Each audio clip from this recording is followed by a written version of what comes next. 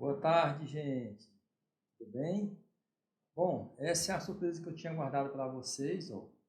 Nós iremos usar com mais frequência agora os mapas mentais, tá? Os mapas mentais são ferramentas que possibilitam explicar de uma forma mais simples o conteúdo, tá bom? Então, nós passaremos aqui a estudar hoje o mapa mental de acidente do trabalho, tá? Então, como eu havia falado para vocês, nós conseguimos aqui fazer um resumo, né, daquele tema que está sendo tratado no momento.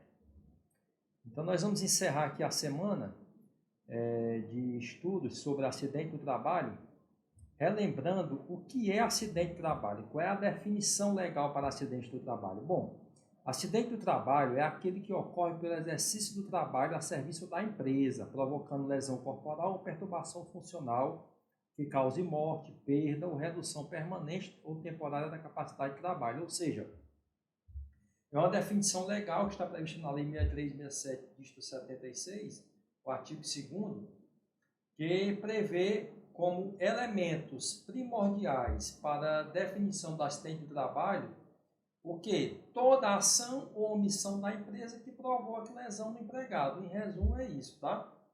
E essa lesão pode reduzir sua capacidade de trabalho ou pode provocar morte. Bom, e como é que se apura a responsabilidade da empresa? Se a empresa vai ser responsável ou não por aquele acidente que acometeu o empregado? Essa definição é de índole constitucional, certo? Então, a Constituição Federal ela diz que todas as vezes que o empregador, seja o patrão, agir com dolo ou culpa, ele será responsabilizado por aquele acidente do trabalho, tá? Constei a definição legal para vocês no artigo 7º, inciso 28, e também, turma, aí, ó, pessoal, no Código Civil, tá bom? Nós temos aí como espécies da responsabilidade, a responsabilidade objetiva e a responsabilidade subjetiva. O que é a responsabilidade objetiva? Quando é que a empresa responde independentemente de culpa? Todas as vezes em que o empregado estiver numa atividade de risco. Por exemplo, os eletricitários, eles trabalham numa atividade eminentemente de risco. Então, nessa hipótese, tá?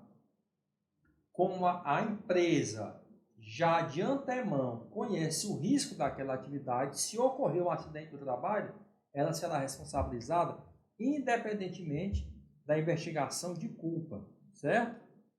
Já, por exemplo, nos casos em que a atividade desenvolvida pelo empregado não é de risco, essa culpa precisa ser demonstrada. Por exemplo, imaginemos um servente de pedreiro que esteja trabalhando numa obra sem capacete, tá? Então vejam aqui, ó, sem capacete. Imaginemos isso, o servente de pedreiro está trabalhando sem uso de um EPI obrigatório.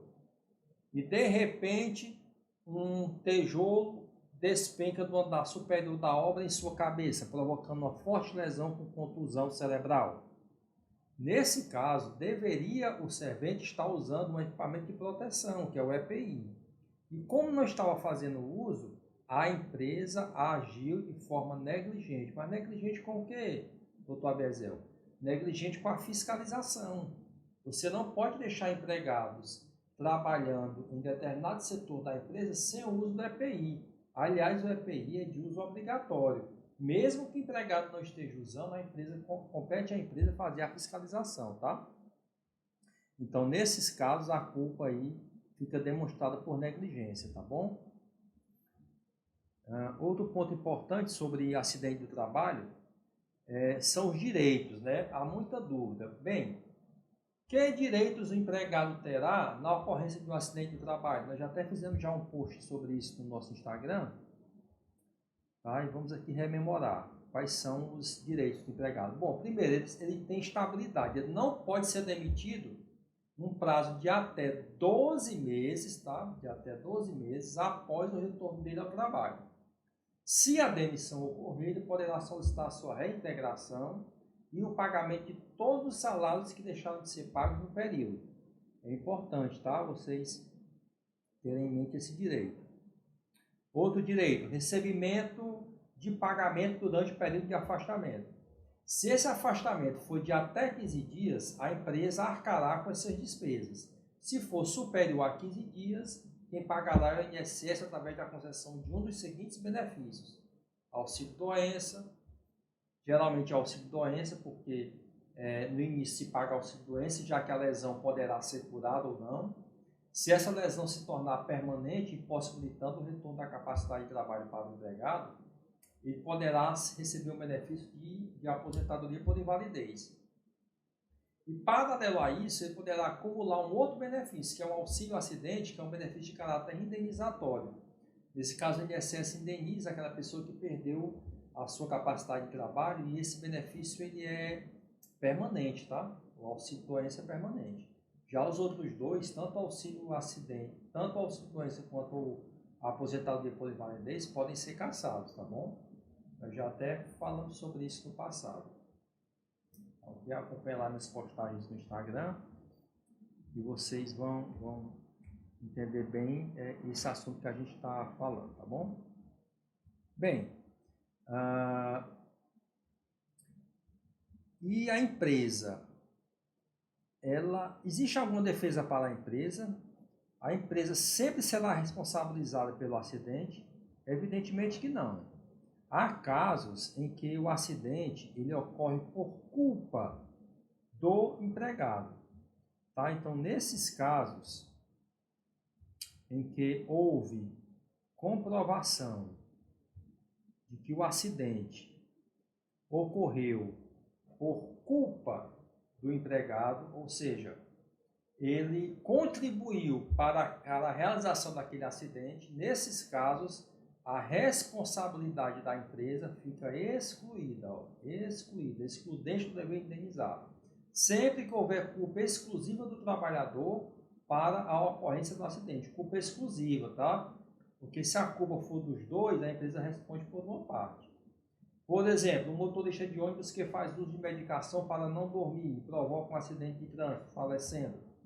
Bom, é sabido que não se deve tomar nenhum tipo de psicotrópico, nenhum tipo de medicamento para retirar o sono, tá? Do ser humano. O sono é a necessidade.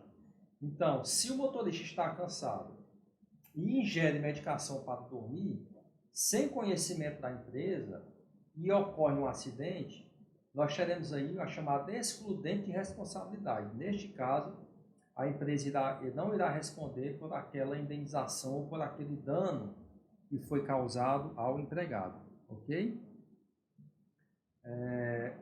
Bom, vou fazer um outro vídeo, tá?